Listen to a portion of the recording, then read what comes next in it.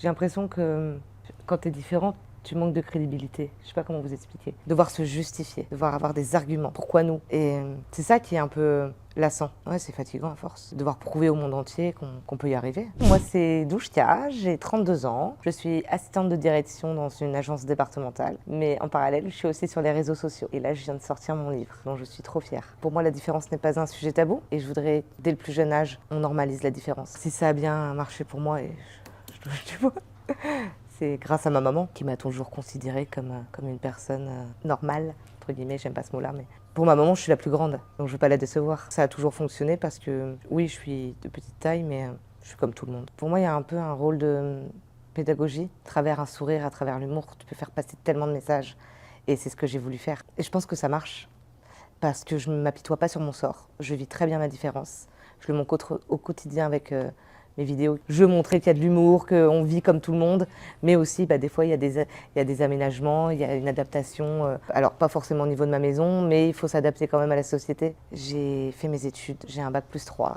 À la suite de ça, j'ai eu la chance de tout de suite trouver un travail. J'ai saisi l'opportunité, et puis parce que je suis une battante, en étant différent, on va devoir prouver plus que les autres qu'on peut être à la hauteur.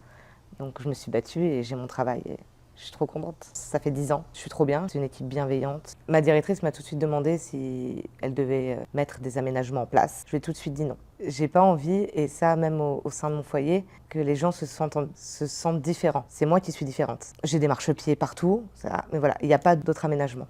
Là, par exemple, il y a eu une nouvelle photocopieuse de mise en place. Ils sont tous venus me voir un par un pour prendre une photocopieuse qui soit à ma taille.